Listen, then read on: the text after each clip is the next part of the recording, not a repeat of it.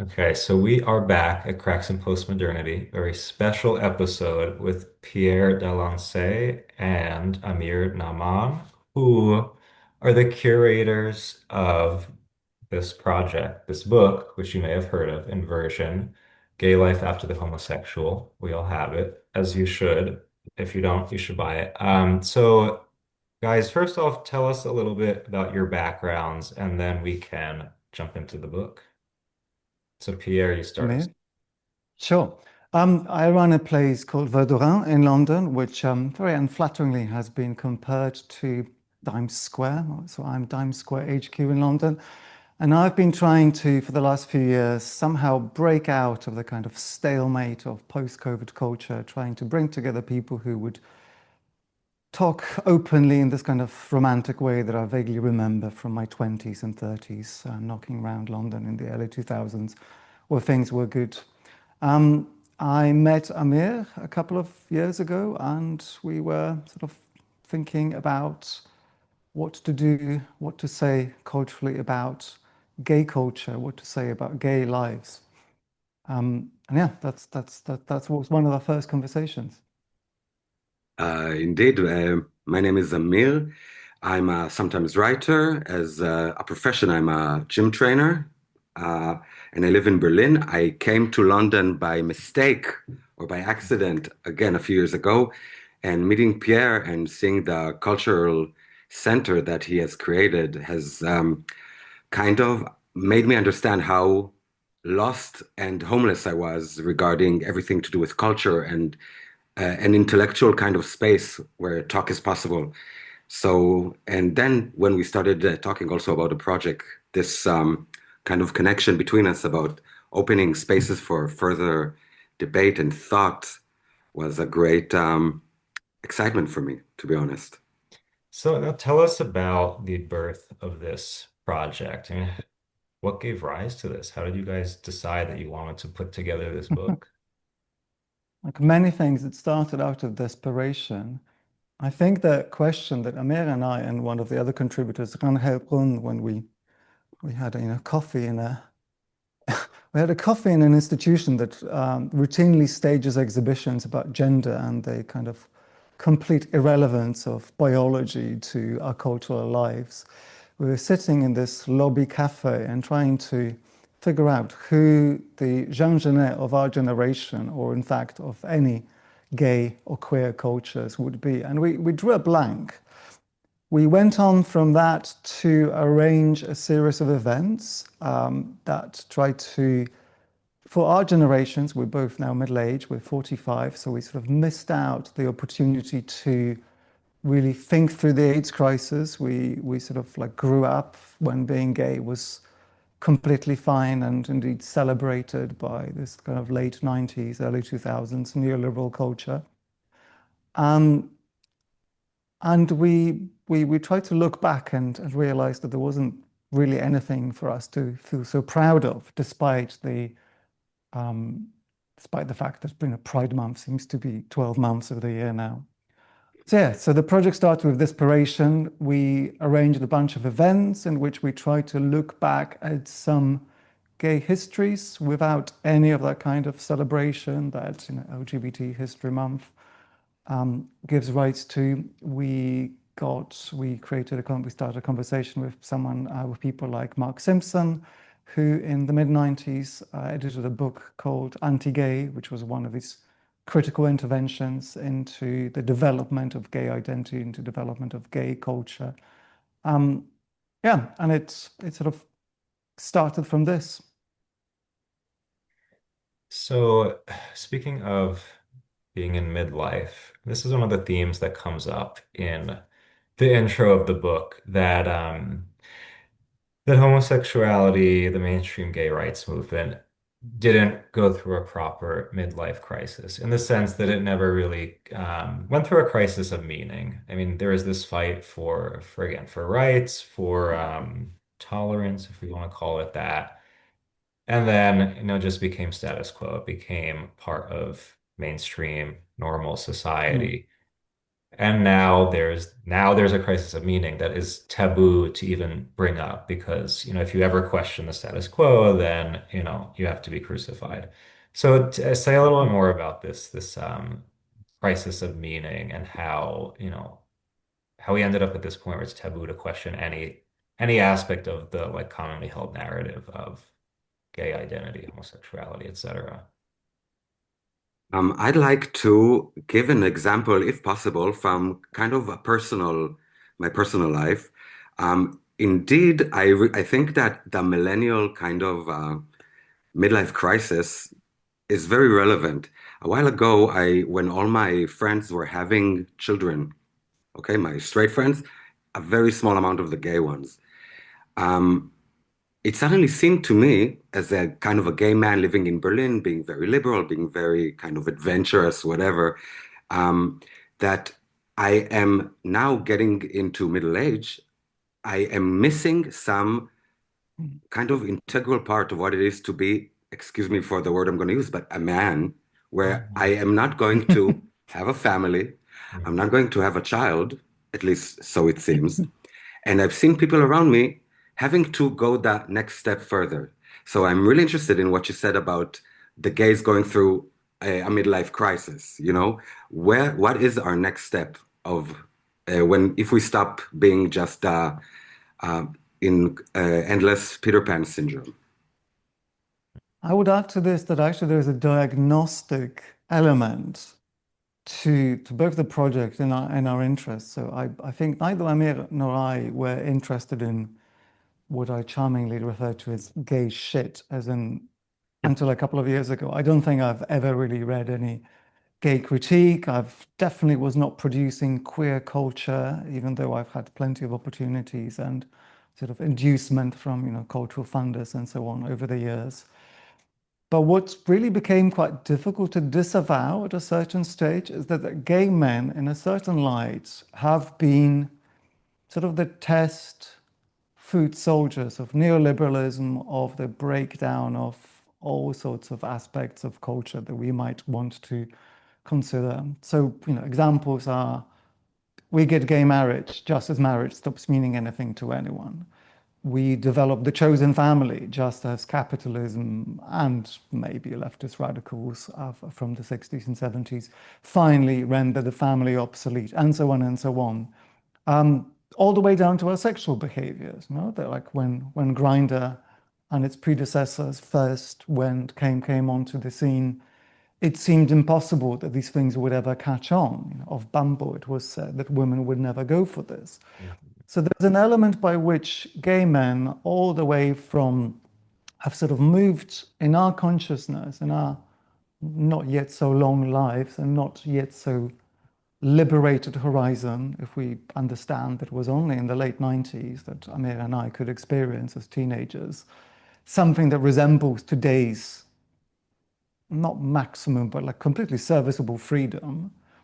Um, the degradation of this experience and the cost at which has proceeded has been quite severe.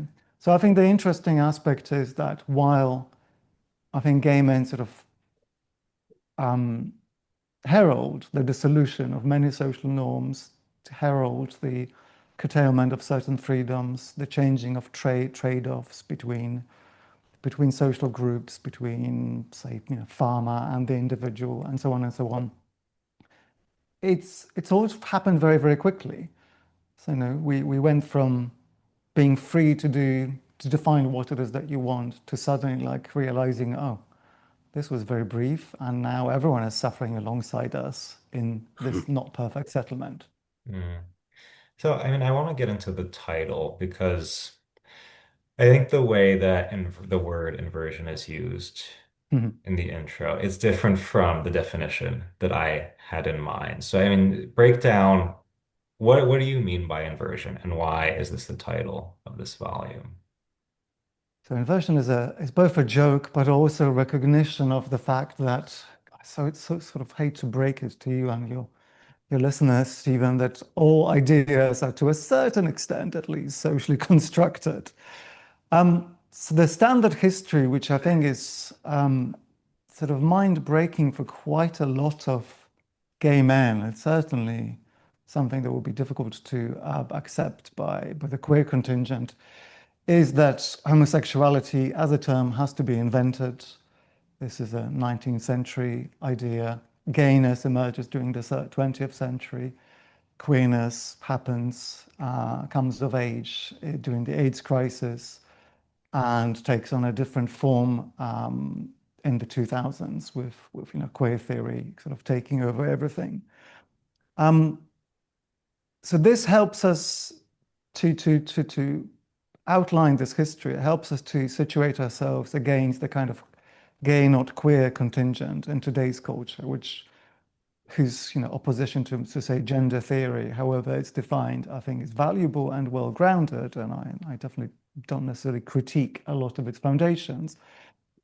But to take the kind of historical establishment of homosexuality all the way to inversion, or all the way to sodomy, which is what you do in your contribution, Stephen, I think it's quite important and quite useful because it tells us that actually there isn't anything that we can fall back onto right now. There isn't any of these, there aren't necessarily any of these terms that we can just say, oh, if we could go back to the 1970s or 60s, if we could only do this reactionary thing, suddenly homosexuality would be exciting yet again. So the title Inversion both points to a particular socially constructed, view of what homosexuality is, how it connects, how the practice of sodomy connects to the psyche. But it also means that we are at a point at which, like, the things that we grew up with, we until very recently associated with homosexuality, whether as a practice or gayness or gay life, that they have become inverted in a number of ways that the writers explore in the book. Yeah, I mean, I was just gonna say that just, bringing up this point from my essay about the category of sexual orientation and how it's been completely distanced from the very substance of homosexuality, which is a type of sex or lack thereof, Mhm. classically speaking, because gay sex is not actually sex, especially if it's two women. I'm not going to get into that now. But Well, you just have, but good I luck. know. Well, I'm just sad what we all know to be true, but are too afraid to say. But no, so as much as I'm very skeptical about, or I don't know, I don't believe in this concept of an orientation based on desire alone. Um, I do think so, like the classical use of the word inversion as it pertains to like a kind of condition of like gender, like yeah, more of like a gender than a sexual kind of orientation. And I'm thinking specifically, so like Marc-André Rafalovich, the like French Jewish gay Catholic Mhm. dude. Um, so like he understood it as like inversion of gender, or I don't know, like not just that, but like also like a disposition of the soul in a way, like a kind of aesthetic, Mm, spiritual sensibility, which is not limited to people who are homoerotically inclined. And I think it's again, it's like it's a way of being that is queer in the sense that it's abnormal. It doesn't fit within mm, kind of natural norms. And that, I mean, and you see other more like contemporary people echoing it. So like, okay, Halia, who has this idea that no one is born gay, but people are born strange. People have, mm, hypersensitivity to art, to beauty, to suffering. And then they, as they socialize, they feel otherized by people of the same sex. And then their homosexuality is an adaptation. So this idea of like the strange, queer, inverted person in whatever way, like that I do think is something that's a real category, mhm, like in the sense that, yeah, you can be born with a certain affective or biological disposition. But again, when we talk about sexual orientation and the way we use it today, like I can't get with the idea that a desire constitutes like a whole category of being. But this is why I think the fact that you use the title and use the term in this way, like it's interesting because as you said, like it's a play on the word and on like the social construction of it. Um, but yeah, so I mean, now I want to talk about your particular essays because, yeah, I mean, they all the essays. there's just a lot. There's a lot to unpack and all. Uh, we won't waste our time doing that. I want to get to yours. So let's start with Amir's. So I had posted a couple times that there is some like interesting overlap with stuff I've written about, like, the queer for Palestine, the decolonized queer movement. Um, but yeah, I still like summarize what you were getting at in your essay, and then we could talk a little more about the specifics. Well, what I'm summarizing, sorry, what I wanted to get to in my essay, I think, is a certain kind of eroticization. Did I say that correctly? Yeah. Of good of violence, especially political violence, mixed with kind of fantasies about the ego and how it relates to it. And I find a lot, I'm Israeli originally, and I found a lot in the last 2 years of the war, a lot of kind of, I don't know a better way to say it, of some kind of sexual foreplay with the use of the images created in this war. Not, of course, the images of horror, but images of selfhood, let's say. Uh, Maybe ask another question. I'll say it better. So let me start with, hold on, let me see, because there are a couple points from this essay. I want to start with let's start with the narcissism point. So like, okay, homosexuality is narcissism of the soul. There is a kind of violent trajectory of this narcissism, or I mean, I think what you're getting at is like this arousal by violence, the ideal of the sexy soldier. So I mean, let's talk about this though. Like, what is this connection between like the experience of homosexuality as a narcissistic kind of thing? And the attraction, the arousal around violence and war. Well, let's start with narcissism and homosexuality in the most simple and kind of non-judgmental way. A homosexual, a man or a woman, but let's talk about men, is looking for something which is similar to him. I remember when I was young and I didn't want to acknowledge a homosexual attraction, I would kind of lie to myself and say, it's not that I want to be with him, but I want to be him, okay? Or be like him, as strong Yeah. as him, as beautiful, etc. But maybe I wasn't actually lying to myself that much. It's obviously more complex than that. And the attraction to violence and righteous violence, I think has a lot to do with the sense, whether true or false, of the gays as being weak or inverted men, meaning are actually women, stuff like that. So images of strength, especially strength which has a chance to take vengeance on being wronged, is attractive, I think, to people who consider themselves to be marginalized. So yeah, I mean, there's like in the Freudian kind of like if you feel otherized by men, that otherization turns into a sexualization. And then this desire to like embody the allure, the mystique of the other, which is embodied in Exactly. the soldier. Yeah.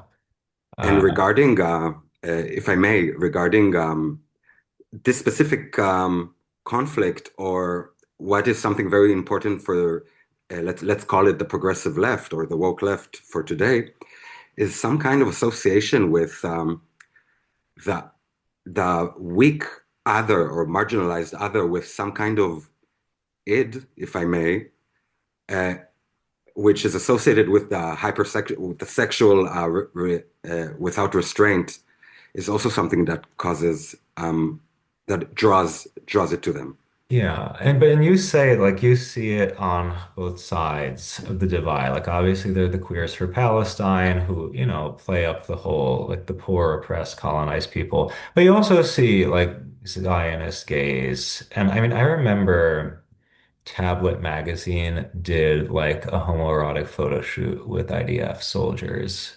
So I mean, it's all over. It's on both sides. But I It's all over.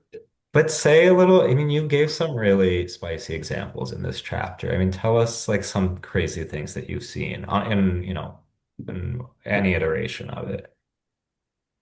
Well, let's say that I don't have a good explanation yet or ever why this specific conflict draws so much, let's call it erotic attention for lack of a better word. And it could be because I live in Berlin, in which this conflict has a lot of kind of levels to it. Yes. Um, Before, like when I moved to Berlin in in the 2010s, to be Israeli, let's say, you would be considered the opposite of the Jew. So you'd be like strong, you'd be muscular. People will say, "Why do all Israeli men look like that?" and stuff like that, which is not, obviously false. And today, um, that same kind of thing that was once attractive is shunned and disgusting. Okay, like and the queer element, even though this is I'm talking in very big kind of strokes, right? So, but now the ideal would be a skinny kind of differently haired man with painted fingernails, because and what is considered attractive always kind of shifts. Why sexualization is so somehow getting stuck to this conflict, I'm not sure yet. Yeah, and so I do want to focus though on like the queer for Palestine thing because that's something I've tried to unpack a couple times. And yeah, I mean, what comes to mind for me is okay, so there's this like, oh, because we're both oppressed minorities, we can queers can get on board with the decolonize kind of movements.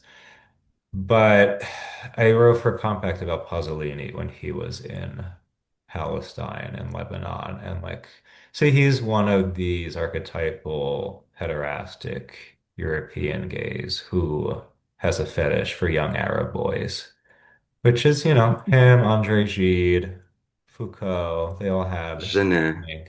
Yeah, Genet. So like, but it's interesting to me that they get lauded as, as saints, these laudable, long, these figures who, I don't know, like we celebrate them for like living out their fetish Mm. because they slap a very like virtuous label of like decolonize and whatever.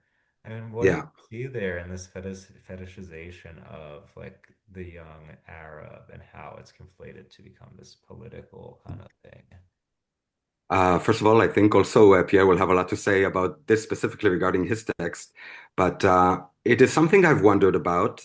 First of all, Pasolini, who I do admire, I remember that there is a movie he made about visiting the Holy Land. And what was funny to see, at least, especially somebody in Israel watching that movie, is how disappointed he is about the Sea of Galilee, for instance, that it's small and that it's boring. And he also, if I'm not mistaken, has a little point about the population who seem like, this is paraphrasing, don't seem like people who have seen, they seem primitive, have not seen God. Um, Class has been fetishized by 1970s kind of leftists, though I'm not sure how much without their fetishization of it, how much into contact they came with the lower classes. Pasolini is a bit more complex, I guess, because he came from a poor background, if I'm not mistaken. But Foucault, Gide, basically are bourgeois. And a lot of this interaction with the lower classes and other races, let's call it, has more to do, I think, with their own ego than politics. Yeah. But I might be unfair. No, I think that's spot on. But again, like we paint them as, these very noble figures, but they're just pursuing their And fetishes. fetishization of the Arabs specifically is because you could go to Tangier in the 1960s and procure. Yeah. So I don't know if that has anything to do with it. Yeah. I mean, Pierre, did you want to jump in though about the fetish of the young Arab boys? Um, I mean, it's not a fetish that I have myself, so I Okay. doubt I can Nice to know. speak of experience, but the mobilization of the gay man as a kind of idealized political subject has gone through an evolution. So what Amir's essay describes, and there are a couple of other contributions that speak to this turned from these kind of individuals, Saint-Genet, who is, as you say, Stephen, completely turned into a saint. We sort Mhm. of moved by the 1970s into the myth of a political community, which is what I try to tackle in my contribution to the book.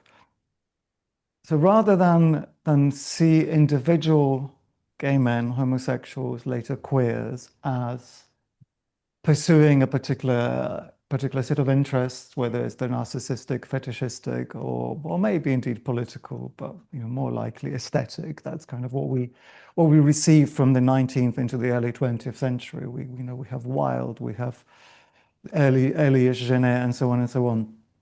Eventually, rather than think of them, we think about the gay community. And that community has a sort of parallel story, and it gets very uncomfortably wound up with a lot of other political causes, whether it's to do with 1960s leftist radicalism, with demands like abolishing the family and so on that reverberate until today.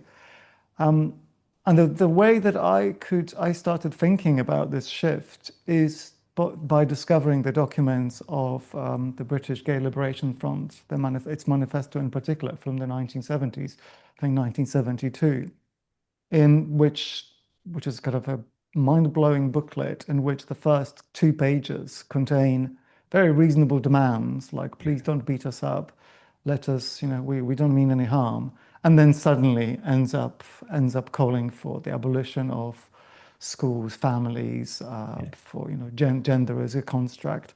And I looked at all of this and thought, like, how does this connect with the kind of story that Amir is able to trace in the individual now? He can see their desires mapping themselves onto what individuals do. How do these desires end up mapping into political projects, and how have these political projects been completely hijacked by whoever they are associated with? So I think for me, the interesting thing is when the fetishization turns into a kind of blanket pronouncement. Now, Amir traces this in his essay and just notices that there are festivals in which queers for Palestine jointly, while on ecstasy and whatever other drugs, sort of proclaiming each other's otherness. And the fact that doesn't work, that really strikes me as worthy of investigation. Yeah, I mean, before we get into your chapter, I just wanted to note that on top of this kind of like political affinity as okay, we're both oppressed people, I do want to bring up the kind of metaphysical or I don't know, cosmic affinity between, and this is where I might get canceled, but it's too late now. I already said too many things to get me canceled. Islam and queer theory, because Mm, especially what you say about the ecstasy thing. So like, because no, like when you look at Islamic cosmology, theology, there's this sense of like God as completely transcendent, complete, like absolute divinity that is beyond the human mhm, in a way that you don't see in Christianity because okay, you have the incarnation, God becomes a human, but also Judaism, which is much more like focused on what's going on the ground. It's not as vertical. So in Islam, it's like this absolute sense of divinity ends up taking on this kind of like Gnostic reality denying bent in some cases, mhm, which sure like yields these very strict morals, but there is an ecstatic Dionysian dimension, and this is why you see like certain like the sexual ethics in Islam is very different from Christianity Mm. and Judaism, where it's more like sobering, more moderate. But also, okay, yes, like the proclivity for violence, I think is born out of this like, very absolutist fervor. And I think you can see that in, I mean, the experience of homosexuality, but also like queer theory, queer culture, like this sense that you are defying nature, you're going beyond, you're seeking this ecstatic kind of revelry.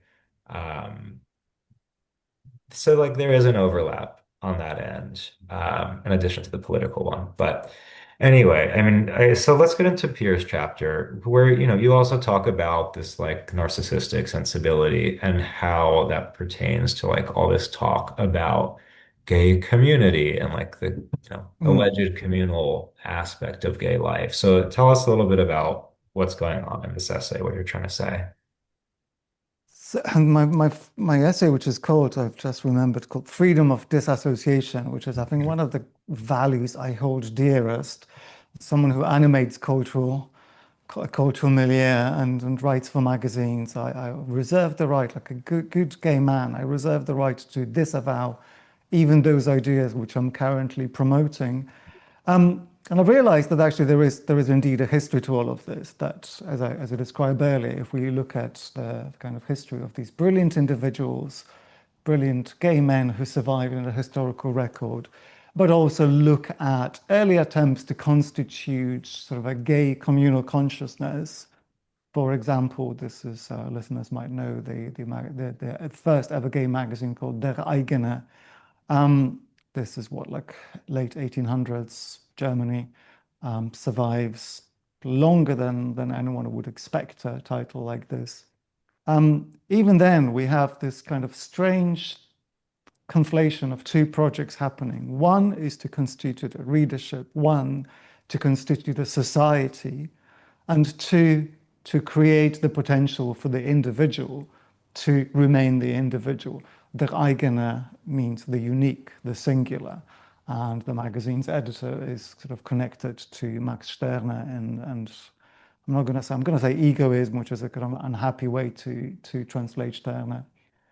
But anyhow, so the beginning of what we could imagine and what historians of homosexuality tell us in celebrated terms, the very beginnings of the gay community are conflicted and contain in their title the idea of rampant individualism.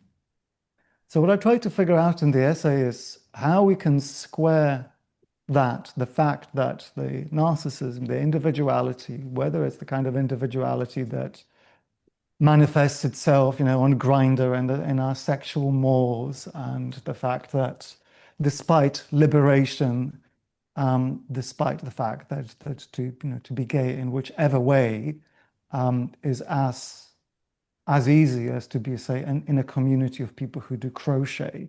There really is no politically in the West any difference between liking cock and ass and being involved in gardening or any other kind of semi-cultural pursuit. Why it is that the LGBTQIA blah blah blah plus community requires so much maintenance from NGOs, from propagandists, from activists, many of whom I would second what you said, many of whom are actually interested in very different projects. Like one of the books that our book came out in proximity to was a anthology called My Queer Arab Family, which sort of gives you an example of the amount of maintenance that is needed to maintain a community, how much an LGBTQ community needs to do to not only gel together to bring the disparate, and I will insist on this, disparate elements of lesbian, gay, bisexual, queer, trans, and all of those, um, but also much more fundamentally, what does it mean for gay men to stick together? What the hell for would gay men stick together? And I've tried to look at some historical moments. Um, so I mentioned already the kind of 1970s push for liberation. I then talk about some more recent movements and moments, particularly moments of adversity. So things like terrorist attacks, the Pulse nightclub shooting, for instance, which I put in a lineage of a couple of other terrorist attacks.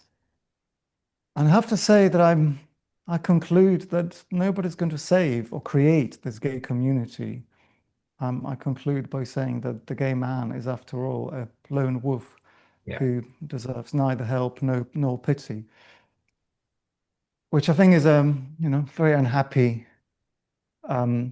moment to land on. But I cannot quite figure out in my kind of more ontological examination of the concept of gayness, I could not really figure out what it is that would bring gay men together other than the practice of sex.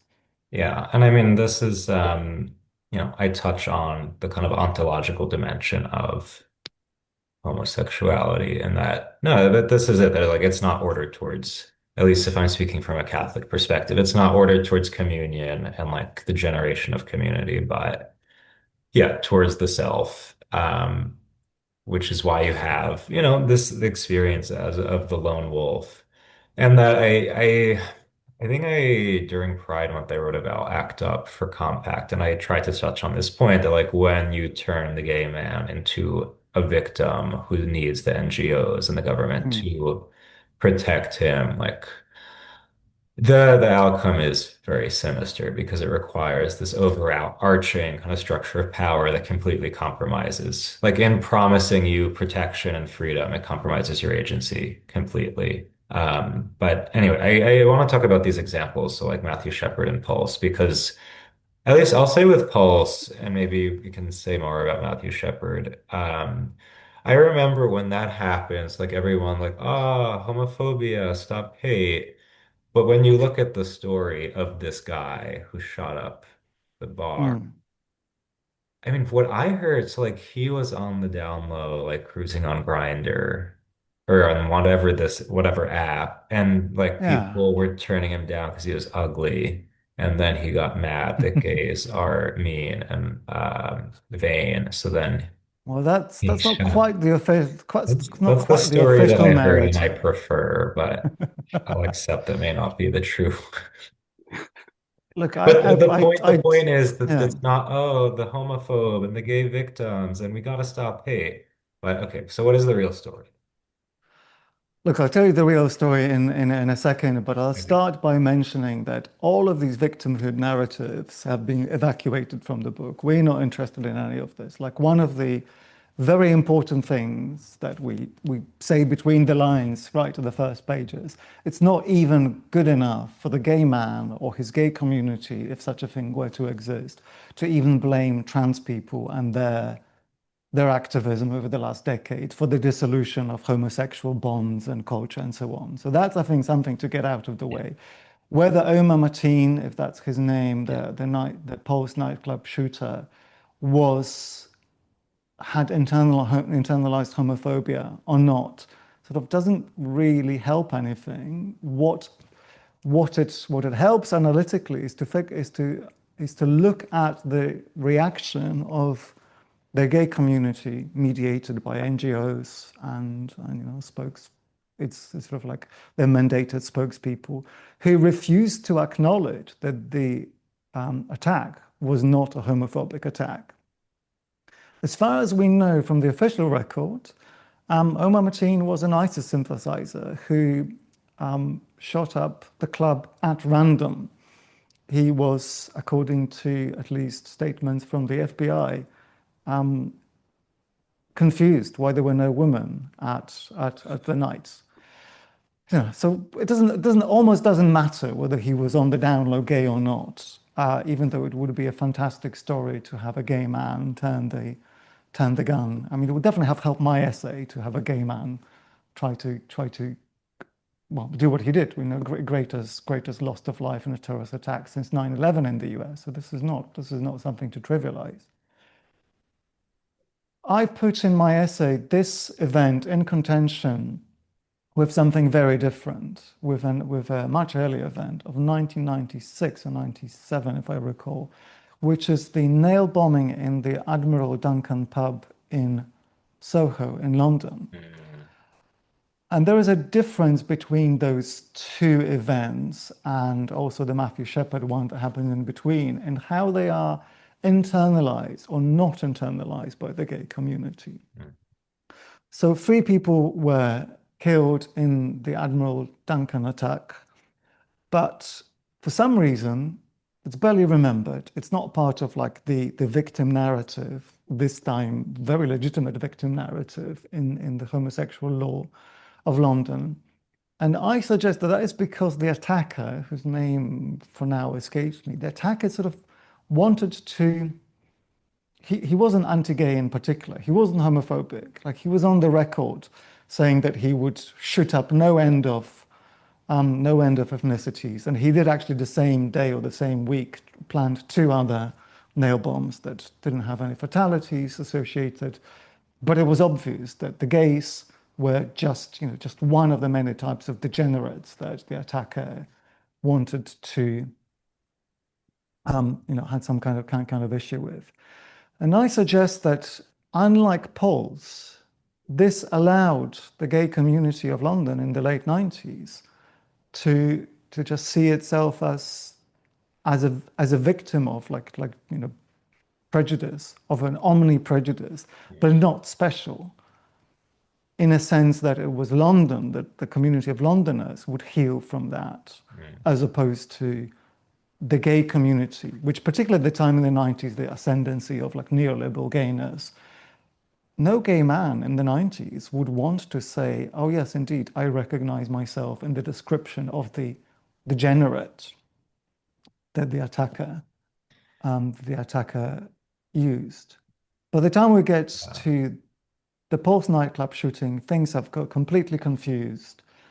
And we find the gay community like wanting to find homophobia when in the official record it is not there. So yeah, this is like completely puzzling. And my interest in the essay is like try to figure out how this does anything towards the creation and the maintenance of a community, real or otherwise. So adversity would be one of those things that brings people together. But I couldn't quite see that it works in very straightforward ways. So we miss both real adversity, we don't actually capitalize on it, and then we create adversity where there is none. Mm. What about AIDS, though? Like, did AIDS is, that? Because I mean, personally, my not very, like, my cringe take is that, well, I have the spicy take that, like, okay, go on. theologically, I can't say it was God's punishment because the Christian God doesn't do that. Mm. I'll take Polya's line that it was nature's punishment. That being said, I believe God used the situation to draw people who, like, I think were very distant from him, um, closer because through suffering and when you share suffering with others, like, I do think there is this spiritual bond that, like, unites you to God in a way. So, like, I think now my cringe take is like, I think there was genuine community generated from Mm. people sharing their suffering during AIDS. Like people really took care of each other. Um, I don't know. So that's kind of my, what do you say? I I think you're right. So I'm going to say I'm going to refer to David Moulton's essay, and I will maybe ask Amir to talk about its obverse, which is Marcus Lancaster's story in the book. So David Moulton, who your listeners will probably know, who's a contributor to Compact, and actually for me was one of the kind of eye-opening accounts of the dirtier parts of the AIDS crisis, which is the complicity between ACT UP activists like Larry Kramer and already then head of the CDC, Anthony Fauci, and the kind of falsification of that particular official medical narrative, which is very, very strongly interwoven into this anti-religious understanding of what it is that, how AIDS spread. So we have this very strange record in which I completely grant that we have many aesthetic, personal accounts, many of them in art, many of them in not so terrible art. I will quite happily agree, of people really coming together And there is this moment of community, which I also reflect in the book, in my essay, in which sort of women really get engaged. There is a reality to the, to the blood sisters um, who man the information lines and so on and so on, and actually do the nursing at a certain point. What what emerges from that experience is, I think, really destructive to both the individual and the community. And this is, I think, where things really get interesting in a way in which we would like to analyze that history. Because the gay man, for his survival, suddenly requires medical intervention. This is something that we've completely Yeah. internalize. Yeah? I mean, David Moulton writes about, refers to Ivan Illich's and his account of iatrogenic disease, so disease invented by doctors. And if we understand that there are certain conditions that are invented by the pharmaceutical industry for the purposes of profit making, how on earth do we park that and, without being accused of horrible cynicism, think about how the AIDS crisis was resolved? How is it the AIDS crisis inevitably had to lead to PrEP rather than something like abstinence? We have seen much more recently complete moral confusion over monkeypox, which had to be renamed because supposedly it stigmatized gay men who were the most affected by that outbreak. So I think we get into incredibly confused, and particularly now, like during COVID, there was a revival of interests in certain artifacts from the AIDS crisis. The National Theatre in London, out of the blue, staged in the middle of lockdown, staged a production of The Normal Heart, and that really bothered me because it sort of seemed like this narrative of, well, we need to be saved by the state, and the only reason that we're dying is that the government is not spending enough money on research. That's a that's a very dangerous position, I think, to lay down, and that position has been in operation for almost 40 years. And I don't think we have any of the kind of community benefits anymore downstream from that. But it's also that Cardinal O'Connor refused to provide free condoms in Mm. Catholic schools and hospitals. So he killed directly a lot Well, of people. Um, Amir, did I'm you gonna want I'm to? gonna roll my eyes at that. Amir, Stephen, I yeah. actually want to kind of maybe bring something back actually at you and some stuff you said, which may encompass my text and Pierre's, yours, and David and Lancaster, Marcus Lancaster, our final contributor who wrote this kind of very um, detailed kind of Boschian expose of gay virility, let's call it. And I was interested, you said before something, I'm going to use a little bit of your metaphysical um, point of view. And please excuse me, my knowledge of Christianity is limited. There are two options to reach the ecstatic. So it could be through like abstinence and self-deprivation, and on the other side, through excess. I think Marcus Lancaster, his last text, it's a very difficult text to read. It's very, it's nasty. But I always see in the most extreme of texts something actually profoundly Christian, Hmm. showing the real, the debauchery and the bottom. Okay, and I can see that also in when I talk about violence, so the ecstatic freedom, and it could also be erotic slash spiritual kind of connection to the divine. And with what Pierre talks about with community, and you said with AIDS, uh, something a bit seeing yourself as kind of Christ-like, the victim who holds the burden. I wonder how you connect these two aspects of reaching the divine with the gay experience. Yeah, and so with ecstasy. No, I don't know. Like, I mean, in my mind, I think of like there's the ecstasy that comes through self-renunciation, through abstinence, and like welcoming the divine into you by kind of emptying yourself. And then there's, I would say, like the more pagan, the more, or we could even say diabolical ecstasy of like, yes, the excess, the, D- self-indulgence. Yeah. does that not exist in Christianity? The kind of ecstasy of abundance? So I mean, it's been what's the word?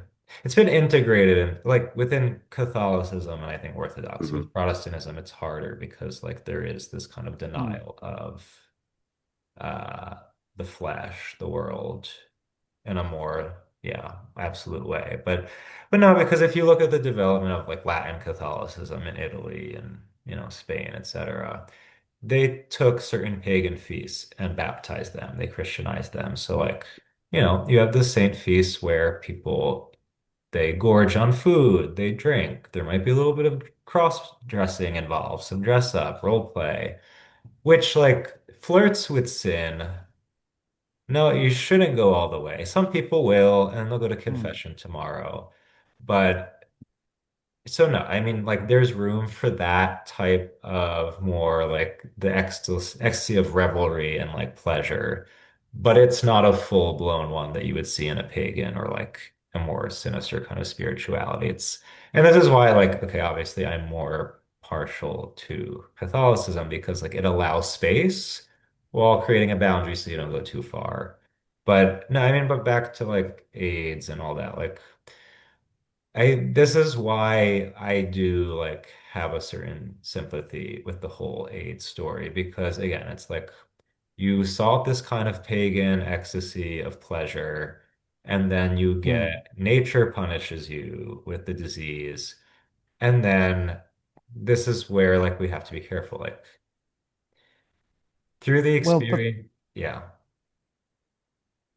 I'm like a non-religious version of this that I get hung up on is the function of the death drive. My slogan is bring back the mhm. death drive so we can get back, better art once Yeah, again. But I think this is precisely what you're speaking about, and the pagan dimension and the Christian dimension become very difficult to reconcile because the pagan, which is sort of like a palliative position that I know you're a fan of to a certain extent, and yeah, quite a lot of people have been involved in the revival that I have to say I cannot quite get on board with. we won't judge you. Um, because it's sort of we don't know when to stop, the full realization of the death drive in the AIDS crisis is is just one step too far for a culture that can sustain itself. But The that's fact that yeah, homosexuality survives the AIDS crisis means that it cannot do the ultimate thing. It cannot, it can only survive having its death drive entirely removed. It has to have its yeah, excesses removed and then recreated that's artificially. Yeah. It might well be that all these excesses, I don't know whether the parallel kind of really sticks through, but maybe certain like gender, you know, that kind of stuff, yeah. sex transition. If we look Mm, at Cronenberg's one of his latest films, Crimes of the Future. We finally get to a society where all pleasure or ecstatic pleasure has to happen through surgery. The scalpel is like the only thing that makes you still feel alive, precisely because it creates the condition of death. In your essay, you speak about sodomy. You quote medieval doctrine, mm, and for me, it has exactly that it has recognition of that kind of aesthetic twinning of death, the ultimate degradation, but also ultimate ecstasy in one. yeah, It is not clear to me that homosexuality, the practice of homosexuality on PrEP, has access to any of that anymore. yeah. Mm, And and I don't know whether the AIDS crisis necessarily rearranges any of those, but it was definitely a manifestation. It is not without poignancy that Mm. The Western gay man went from being illegal and persecuted to being quasi-legal and persecuted to being liberated and dying out in a space of like 3 decades. So there is a lot that happens in that very, very short Yeah. time. Yeah, and I mean and this is what I say about the need, like if you're going to sanitize the gay experience, gay sex, like you have to propagate types of power that are, again, like this they're sinister. They have to reach into like things they're not supposed to be doing. Like you have to recreate reality, Hmm. both on like the practical level, like we have to invent drugs like PrEP, but also like we have to create narratives that are totally divorced from the real. And anytime anyone says anything Yeah. contrary, like we have to cancel them. We have to eliminate them because they're talking about reality again. And again, like with AIDS, it's like I think this was the opportunity to embrace, okay, there is a limit, there is death and destruction. Um, and like you can use the experience of the suffering to become this absolute victim and point the finger at everyone else. Or you can say, hey, like I went wild. I got this disease and I'm going to embrace, the fact that I'm suffering and I need people to take care of me. I need to take care of other people. And that's where I think like the Christian dimension enters in. That like you acknowledge your sin, but you embrace that like, okay, but I can be loved even in this horrible state that I'm in. And like there's the redemption story. But then, and like I do want to mention like there are people, so like in the Catholic Church, the only official like gay same-sex attracted ministry that's approved by the Vatican is the Courage Apostolate, which was born in the 70s right after AIDS because you had all these guys, especially in New York, going wild with cruising and getting AIDS, and then they're like, "Oh shit, not only can I die, like I'm a sinner and I need God." And also, I need to stop having sex because like it's gonna put me in more danger. So like they started this group, which was actually based on a 12-step program. It was supposed to be like a Oh. sexual addiction kind of help. And then it flirted with the whole ex-gay kind of discourse. It never officially adopted it, but like they haven't don't say gay policy. They don't force you to like Hmm. start seeing women, but it's like to a millennial or Zoomer, it's very cringe because it's like I don't know. It's just the language they use is very like dated. But on a basic human level, you could see like these are people who went through an experience, they suffered, and then they found meaning in religion. And yeah, it's a little kind of more realistic, but anyway, like then you have the opposite of like, okay, now we need to blame Fauci and the Pope and Cardinal O'Connor. Hmm. We need people in power to guarantee us that we can keep fucking around without any consequences. So you learn nothing from the experience, and then you propagate these powers that are, kind of terrifying. Um, anyway, so But look, we live in a world in which nothing has any consequence whatsoever. There is yeah, no understanding in our late stages of liberalism of an individual's action leading to anything, to the idea that what we do affects not only us, but people around us. It's sort of being completely expunged. And this is interesting in a context of homosexuality, if we do realize that gay men have been sort of the standard bearers of quite a lot of those social changes. Marcus Lancaster's, who is, should we spill the beans, Amir? He is our only We got non-homosexual. to. He is a young straight man in a book, and he, in Proustian language, describes the reality of comorbidities to do with AIDS, and the whole patient zero story, blah blah blah. I mean, these are things that many people do already know, but don't necessarily want to confront. And Marcus, in very disarming terms, just sort of highlights that one of the outcomes of the AIDS crisis is the adoption of paltering, as in the acceptance of untruths or not complete truths as the official record. And this, of course, applies to all social spheres. I think it would be ridiculous to say that gay men or the queer community, excuse me, have kind of invented this. but maybe, and I don't know whether even Amir agrees with me, certainly not many of the contributors would do, but maybe there is something in our kind of narcissism that means that we are not particularly capable of taking that kind of moral recognition of our own actions that you just described, Stephen. I can speak for myself from my own experience, and I can see that even having edited this book, I still wake up every day and I think that somehow the rules that I find written down in print, they sort of don't apply to me. Mm. That I, as a very special kind of homosexual, I'm sort of about it. I am the unique, not the Eigener, Eigene. like in the magazine. Um, I don't know if God is going to save me. It's sort of too late. Well, it's never too late, God would Never say, too never too late for late. anyone. I'm I am not on that trajectory, sadly. Maybe Amir has another theological solution guaranteed for himself. You know, I try. I actually, one of my ways to lie to myself about responsibility is noticing or inventing the connection of gay narcissism and lack of responsibility with some kind of childishness, which I guess I referred to where in the beginning when I talked about not having a child, you are the child, and Mm. somebody will take care of it, and I have no responsibility. This is So it's tricky. fucking annoying in as much as there are certain things that we would want to be generated communally. Yeah? Like I'm quite happy for my own purposes to be a middle-aged miser and take responsibility for my own excess and my own limitations. But it produces terrible, terrible culture. Mm.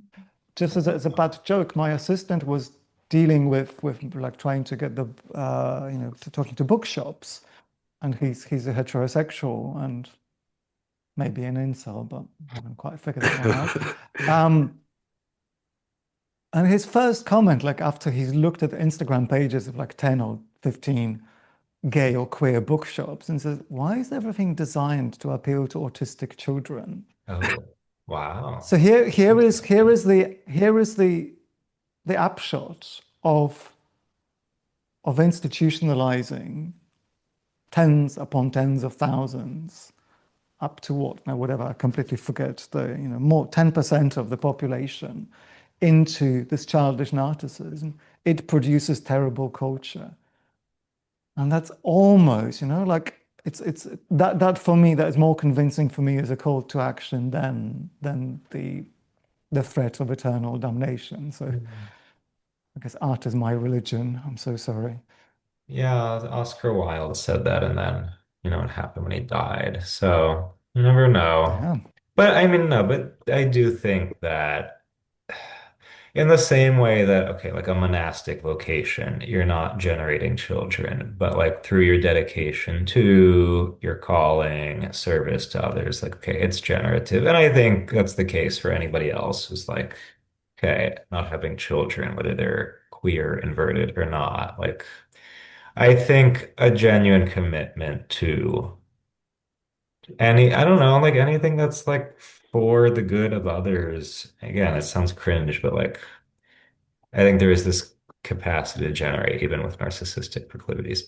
But I don't know. I mean, just to kind of tie everything together, the fact that you guys put this book together, I mean, it really is. I see it as a service to society. Oh, It's like, people have been waiting for this for a very long time. As you said in the intro, like it's been taboo to ask any questions, to challenge the status quo. So now that you've gathered a very diverse array of voices, because we definitely, sorry, I live in New York. Um, yeah, like you have people all different perspectives, different walks of life who definitely don't see eye to eye, but like it's a space for people to like actually ask questions and say things that are, genuinely thought-provoking and interesting. Um, I don't know. I'm excited to see what fruit it will bear, what conversations it will generate, but I don't know. Any just last thoughts about having done finished the project and now we have a final product here? I think Pierre is ready to stop talking about the gays for a while. Yeah. And other than Oh, that, definitely. No, look, I think first of all, thank you for your contribution, Stephen. I think it's singular in the book, and as much as pretty much all of them are singular, we definitely did try to bring different perspectives together, and it was in recognition of the fact that there are certain outlets, whether it's Compact or The Critic or First Things, where once in a while one finds an insightful narrative about homosexuality and its different siblings. But somehow to put these things together was, despite everything I said about the impossibility of the gay community, an attempt to sort of create one, at least intellectually. We have had so far some very beautiful things said by straight women. That's mhm. happened in the very Oh. few days that the book has been out. We have had an ad hominem review in a mainstream Mhm. publication, and have received some recognition from Antifa. So that's been very good. Oh, okay. And in a kind of joking way, as Amir and I sort of, we joked that we'd never want to touch another man after this ever again, because to have to spend the best part of a year thinking about gay shit, um, from both, from all perspectives, it's sort of brain rotting in a sense, well, because it requires naming things that one can pretend don't exist or don't need to get named. But I think what I really hope that the book doesn't necessarily, it would be naive to think that one book can do this, but it would be great if it marked a point at which gay men kind of leave the underground and stop just fantasizing about being gay, not queer, and stop hiding behind women, stop hiding behind critiques of capitalism and so on. But actually, if there is anything to be said for either the essence or the community or the socially constructed aspects of what it is that we do, who we are, that we actually start fucking doing it as opposed to just complaining about Hmm. how others have, destroyed something that earlier generations supposedly had. Um, yeah, wouldn't that be a nice wish for my retirement? Indeed. I would like to add also something a bit, which might sound a bit optimistic, because I am an optimist. I think that this book, at least for me, showed me that there is a possibility for the gays in our generation, and by my generation, I mean people alive today. We can take uh, back our language to talk about ourselves, let's call it. I know community itself has been called to question, but something does exist, which we term gays, homosexuality, homosexual desire, whatever. And the language has been stolen from us. And I think this is one step towards reclaiming it. I'm sorry if I'm sounding like a libtard, but No, it's true. only a You little. kind of are. I'm going to disavow all of that, just so that can remain unique. Yeah. So, but no, I mean, genuinely, I'm very grateful to you guys for doing We are this. to you. But I mean, Likewise. the work, I know the work you put in to editing and getting these people together. So, yeah, it really is. Well, we did this trick. We did this trick, Stephen, of not telling everyone what everyone else has written in advance. So we only managed to have one dropout, which I thought was quite good. But look, there will be exciting news. We've got book launches coming up in early December in December. Berlin and in London. In London, it will be sort of easy, friendly audience. Berlin, I think we expect to meet with quite a lot more challenge. We'll find out whether there is a way to get beyond this kind of communality that we've created so far. So you should definitely pick up the book if you haven't. And they can follow you guys on X, on Instagram, on all the socials. Any other plugs? I think the book is the main plug. Yeah, buy that. You don't do This is what anything we want. else. Yeah, it's good. It's available on your favorite Jeff Bezos outlet, on Apple Ooh. Books and all of that. And yeah, Well, thank you guys for doing this, and thanks for coming on. Thanks, thanks so much, Stephen. Stephen.